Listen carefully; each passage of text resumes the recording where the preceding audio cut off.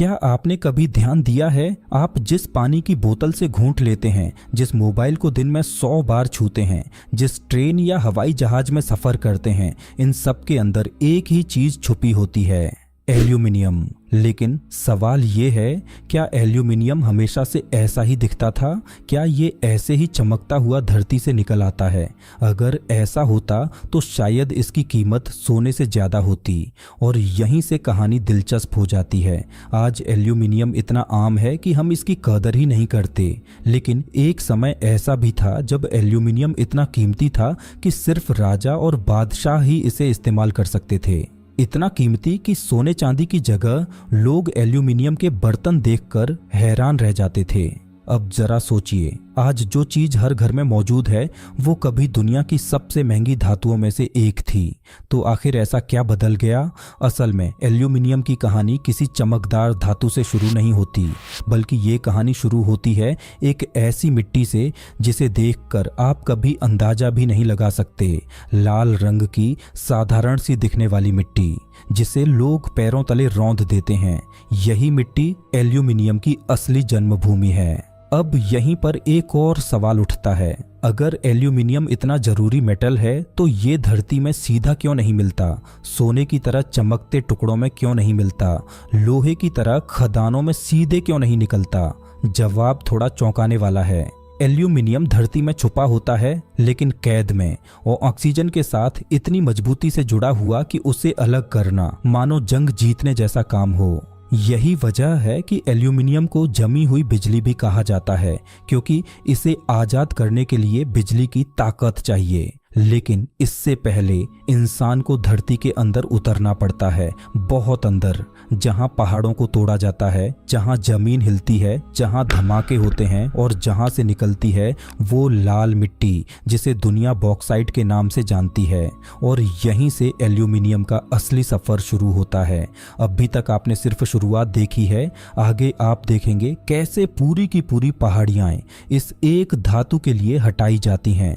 तो अगर आपको लगता है कि एल्यूमिनियम सिर्फ एक मेटल है तो जरा रुकिए। अब जरा अपनी आंखें बंद करके कल्पना कीजिए, आप एक खुली खदान के किनारे खड़े हैं। आपके सामने कोई छोटी खाई नहीं, बल्कि कई फुट गहरी जमीन है। चारों तरफ सन्नाटा है और अचानक धमाका, जमीन हिलती है, हवा में धूल का गुब्बार उठता है और कुछ ही सेकंड में एक पूरा का पूरा पहाड़ टुकड़ों में बिखर जाता है। ये कोई युद्ध नहीं है, ये एल्यूमिनियम की तलाश है। एल्यूमिनियम पाने के लिए सबसे पहले जिस चीज को निकाला जाता है वो है बॉक्साइट, वही लाल मिट्टी जिसके बारे में आपने पहले सुना। लेकिन बॉक्साइट जमीन की सतह पर नहीं मिलती, इसके ऊपर कई मीटर मोटी चट्टानें होती हैं। इन्हें हटाने के लिए मशीनें नहीं बल्कि विस्फोट चाहिए। इतने जोरदार विस्फोट कि हर महीने हजारों टन विस्फोटक इस्तेमाल होते हैं। हर धमाके के साथ धरती का एक हिस्सा खुल जाता है और उसके नीचे छुपी होती है वो लाल मिट्टी जिसे देखकर कोई नहीं कह सकता कि यही भविष्य में हवाई जहाज उड़ाएगी। अब यहाँ एक सच्चाई समझना जरूरी है। 1 टन एल्यूमिनियम बनाने के लिए लगभग 4 टन बॉक्साइट चाहिए। मतलब एक छोटे से एल्यूमिनियम के टुकड़े के पीछे टन के हिसाब से मिट्टी हटाई जाती है। यही वजह है कि एल्यूमिनियम सस्ता दिखता जरूर है, लेकिन इसे निकालना कभी सस्ता नहीं होता।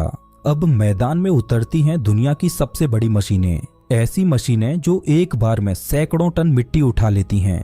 ऐसे ट्रक जिनका एक टायर एक इंसान से भी ऊंचा होता है। एक ट्रक खाली आता है और सिर्फ 1 मिनट में पूरी तरह भरकर निकल जाता है, दिन रात लगातार, कोई रुकावट नहीं, क्योंकि दुनिया को एल्यूमिनियम चाहिए। लेकिन कहानी अभी आधी भी पूरी नहीं हुई है, क्योंकि जो मिट्टी यहाँ से निकलती है वो अभी एल्यूमिनियम नहीं है, वो सिर्फ कच्चा माल है। असली जादू अब फैक्ट्री में होने वाला है, जहाँ इस लाल मिट्टी को पीसा जाएगा, घोला जाएगा, उबाला जाएगा, जहाँ इसका रंग बदलेगा, जहाँ इसकी पहचान बदलेगी और जहाँ पहली बार एल्यूमिनियम अपने असली रूप के करीब पहुंचेगा। लेकिन वो सफर आसान नहीं है, क्योंकि अगला स्टेप साइंस और केमिस्ट्री का खेल है और यहीं से कहानी और भी ज्यादा रोचक हो जाती है।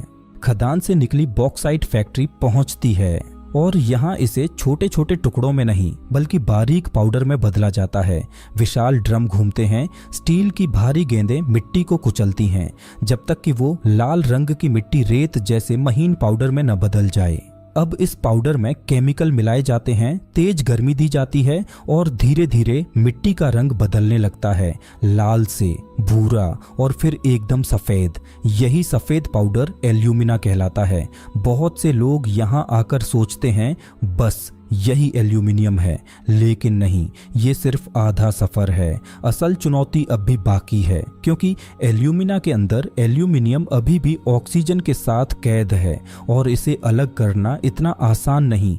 यहीं पर इंसान बिजली का सहारा लेता है। एल्यूमिना को एक बेहद गर्म तरल में डाला जाता है, तापमान इतना ज़्यादा कि लोहा भी पिघल जाए। अब इसमें तेज बिजली प्रवाहित की जाती है और जैसे ही बिजली बहती है ऑक्सीजन अलग होने लगती है और एल्यूमिनियम धीरे धीरे नीचे बैठने लगता है। ये कोई जादू नहीं, ये साइंस है। इतनी बिजली लगती है कि कहाँ जाता है एल्यूमिनियम असल में जमी हुई बिजली है।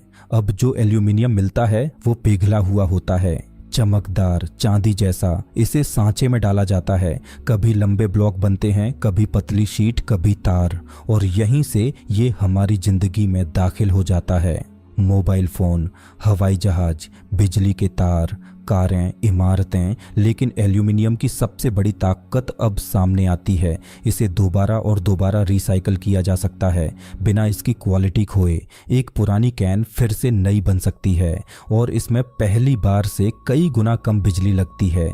यही वजह है कि एल्यूमिनियम भविष्य की धातु कहलाता है।